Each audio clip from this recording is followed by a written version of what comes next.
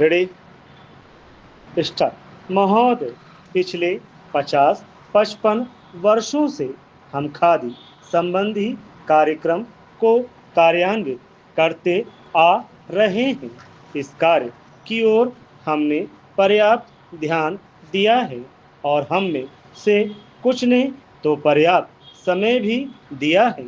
सबसे बड़ी कठिनाई मील के बने कपड़े से प्रतियोगिता की है। एक और कठिनाई यह भी है कि सदा इतनी खादी उपलब्ध नहीं होती जितनी कि उसकी मांग रहती है। Paragraph change. खादी का आर्थिक आधार भारतीय जीवन संबंधी कुछ मौलिक तथ्य हैं। हमारा देश कृषि प्रधान देश है, जहां अधिकांश लोग किसी न किसी रूप में खेती बाड़ी से अपना निर्वाह करते हैं।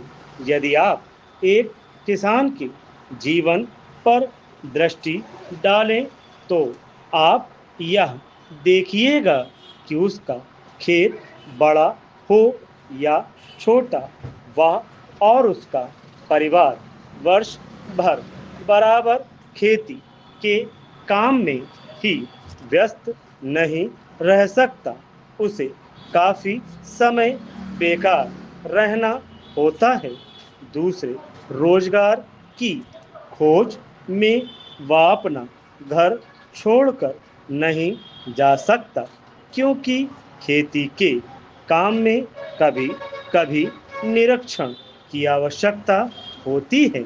यदि बेकारी का वह सब समय जब किसान व्यस्त नहीं होता खादी तैयार करने के काम में लगाया जाए तो देश भर की आवश्यकता के अनुसार खादी मिल सकती है। Paragraph change.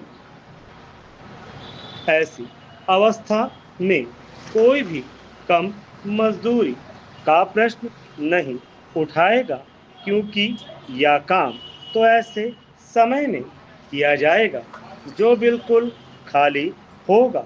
उस खाली समय में किसान कुछ न कुछ कमाएगा ही, और वह कमाई ऐसी भी नहीं कि उसका कुछ भी मूल्य न हो।